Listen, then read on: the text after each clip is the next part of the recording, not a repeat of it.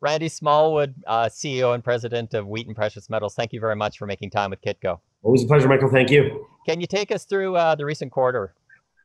What was a good, strong quarter for us? We've seen our mission at the start of this year was to have some good old boring organic growth and perhaps a couple of acquisitions over the course of the year. Obviously, a pandemic has livened up our results, but our first quarter was a pretty strong quarter.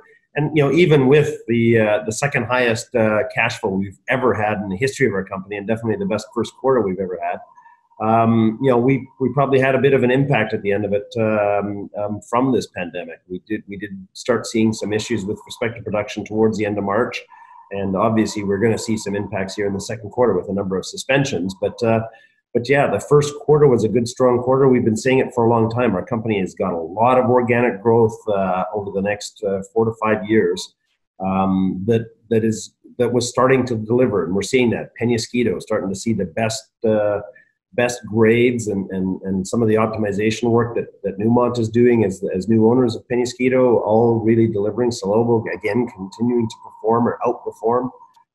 It's a good, strong portfolio, and the first quarter really reflected that. You had, I seem recall that you had more PGM and you had more silver out of this quarter. Was this an aberration, or is that something that's going to pick up? Yeah, I mean, we've got a pretty diverse portfolio. Current production is about 55% gold, about 40% silver, and about 5% palladium. So if you get one asset that outperforms, it's going to kick those numbers around. And Peñasquito, of course, with some of the challenges they had last year, Newmont really hit it out of the park. And that is a silver stream for us. So we get silver from Peñasquito. Antamina also had a good quarter. That's silver. And then with respect to palladium, all of our palladium comes from the Stillwater operation. So it all comes down to how each of those individual assets perform. But it's one of the advantages, I think, of a pretty good diversified portfolio that's pretty evenly split amongst some very valuable metals. But could you thumbnail what happens to a miner when they have an obligation to a royalty or streaming company when they have a situation like COVID-19? Well, with streaming companies, there is no, and with royalties, we are equity investors into these assets. So there's no guarantees in terms of production. That's part of the partnership aspect of our relationships with these companies. So there's no guarantees. If you have delays, really, I would describe it as more of a deferral. We haven't lost that metal. It does just get pushed out into future production. It's a resource or a reserve that will eventually get mined and delivered to us. But we do bear a bit of the cost in terms of these deliveries. There is no guarantees. And at the same time, I do want to highlight that we work on being a partner of choice at Wheaton. And I'll give you a good example. Hudbay Minerals, obviously advancing the Constancia, the Pampacancha zone down at the Constancia mine in Peru. They have a completion test that had them having to meet certain obligations by the end of December of this year. So by the end of this year. And because of these COVID-19 issues that Hudbay is facing, we've actually given them a 6-month extension to that completion test. And so they now don't have to satisfy the completion test until the end of June of 2021. These are partnerships, and this is all about working with partner companies to try and develop. The stronger our partners are, the stronger we are. And so we constantly focus on that.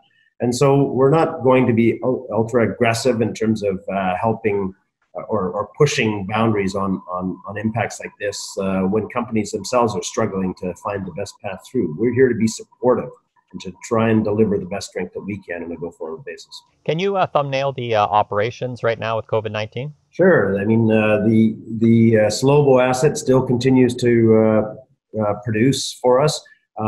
They've got some absenteeism issues, so we're not expecting. We do expect there will be a bit of an impact in terms of production, mainly because we are seeing some challenges from COVID-19, but they haven't suspended production.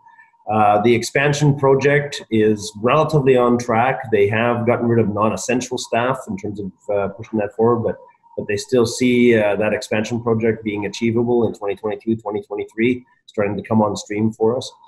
So Salobo is doing well. Probably our next 2 biggest assets, we have 6 mines that are temporarily suspended, and that's 3 of them in Peru and 3 of them in Mexico. The 2 biggest ones is Antamina in Peru and of course Peñasquito in Mexico. Combined, they deliver a little bit over 20% of our cash flow.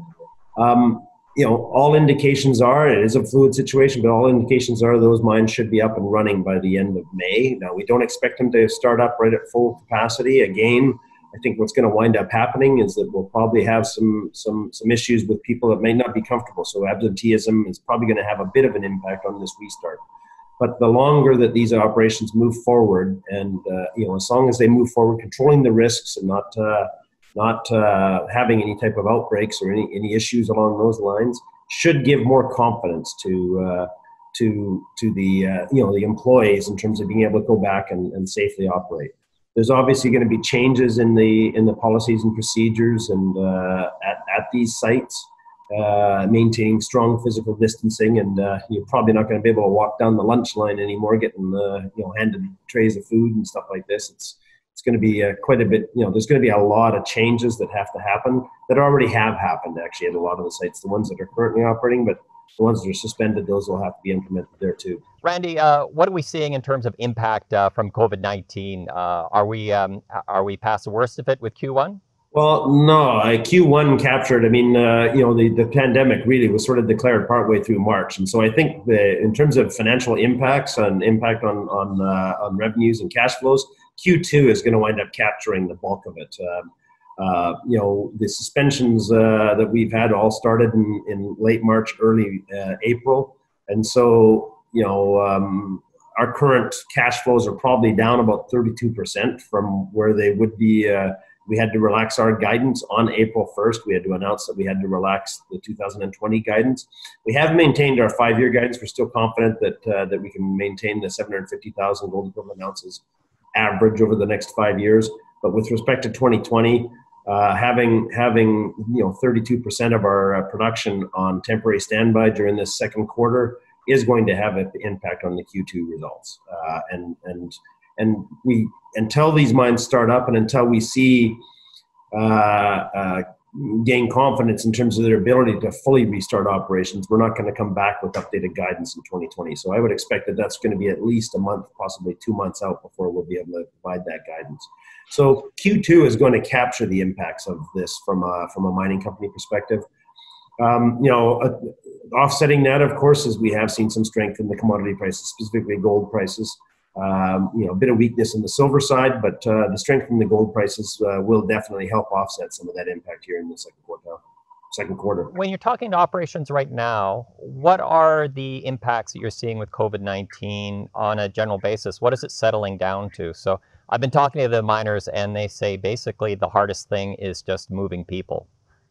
Just because you have to wash down or you have to do hygiene, and they were, for instance, talking about longer shifts. But is it hard, and is it going to, as this carries on, is this something that is going to, do you think it's going to have a deep impact, or are miners just going to be able to adjust? Yeah, it's what it's doing is sort of limiting the flexibility of moving people around. And so what companies are having to do and workforces are having to do is adapt their work schedules. Good examples out of the Yukon, where people have moved up to the Yukon because they don't want to deal with quarantines as they fly into the Yukon. So they're actually staying up there right through, even on their time off from these remote mine sites, so that they don't have to deal with quarantine issues as they travel back and forth. But it's a good example of how flexible this industry is and how creative the industry is in terms of getting the job done. What we've seen is less staff at remote sites, because the more people you have flying in, the higher the risk levels are. And so, non-essential staff and cutbacks on consultants, contractors that you might not need as much. There's just been changes from that perspective. Much tighter controls, especially, the mining industry is unique because most of our assets are remote locations. It allows us to have much stronger controls, or gives us the capacity to have stronger controls about who we let into these sites and how they get treated when they arrive. And so, temperature measurements and testing for the potential of having a virus should allow us, or should give us the capacity to really limit the impact and lower the risk levels at remote mine sites. And I think the industry is a bit unique from that perspective compared to other industries around the world. And so, those changes, they have been made, and they'll continue to be optimized and improved. Randy Smallwood, I think that's a great place to leave it. Thank you very much. Appreciate this, Michael. Thank you.